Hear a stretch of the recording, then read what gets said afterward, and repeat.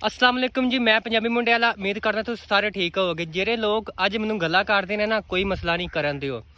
ਅਸੀਂ ਇਹ ਗੱਲਾਂ ਦਾ ਜਵਾਬ ਕਾਮਯਾਬ ਹੋ ਕੇ ਉਹਨਾਂ ਨੂੰ ਦੇਵਾਂਗੇ, ਠੀਕ ਹੈ। ਅਸੀਂ ਉਹ ਗੱਲਾਂ ਨਹੀਂ ਕਰਨੀਆਂ ਹੈਗੀਆਂ। ਬਾਕੀ ਤੁਹਾਨੂੰ ਪਤਾ ਕਿ ਮੈਂ ਆਪਣੇ ਚੈਨਲ ਦਾ ਨਾਮ ਪੰਜਾਬੀ ਮੁੰਡੇ ਵਾਲਾ ਰੱਖਿਆ, ਠੀਕ ਹੈ। ਸਾਦਾ ਜੇ ਮੁੰਡਾ ਵਾਂ, ਪੱਠੇ ਪੁੱਠੇ ਪਾਲਣ ਦਾ ਮੁੰਡਾ ਵਾਂ, ਪੇਂਡੂ ਜੇ ਹੈਗਾ ਵਾਂ ਮੈਂ, ਤੇ ਪੱਠੇ ਪੁੱਠੇ ਪਾਈ ਦੇ ਡੰਗਰਾਂ ਨੇ ਹੁਣ ਮੈਂ ਆ ਦਵਾਈ ਫਲੱਡ ਕਰਕੇ ਰਿਹਾ ਵਾਂ ਆ ਮੂੰਜੀ ਨੂੰ, ਠੀਕ ਆ। ਤੇ ਇਸ ਵੀਡੀਓ ਨੂੰ ਜ਼ਿਆਦਾ ਤੋਂ ਜ਼ਿਆਦਾ ਸ਼ੇਅਰ ਕਰਨਾ ਇਨਸ਼ਾਅੱਲਾ ਤਾਲਾ। ਐਵੇਂ ਦਾ ਇੱਕ ਵਕਤ ਲੈ ਕੇ ਆਵਾਂਗੇ ਜਿਹੜੀਆਂ ਲੋਕਾਂ ਨੇ ਗੱਲਾਂ ਕੀਤੀਆਂ ਨਾ, ਉਹ ਮੈਂ ਲੋਕਾਂ ਨੂੰ ਕਾਮਯਾਬ ਹੋ ਕੇ ਜਵਾਬ ਦਾਂਗਾ, ਕਿਉਂਕਿ ਇੱਟ ਦਾ ਜਵਾਬ ਪੱਥਰ ਨਾਲ ਦੇਈਦਾ ਹੁੰਦਾ, ਠੀਕ ਆ। ਤੇ ਇਨਸ਼ਾਅੱਲਾ ਤਾਲਾ ਐਵੇਂ ਦਾ ਵਕਤ ਲੈ ਕੇ ਆਵਾਂਗਾ ਕਿ ਜਿਹੜਾ ਲੋਕ ਜਿਹੜੇ ਆ ਨਾ ਖਲੋ ਖਲੋ ਕੇ ਫੋਟੋਆਂ ਖਿੱਚਣਗੇ ਇਨਸ਼ਾਅੱਲਾ।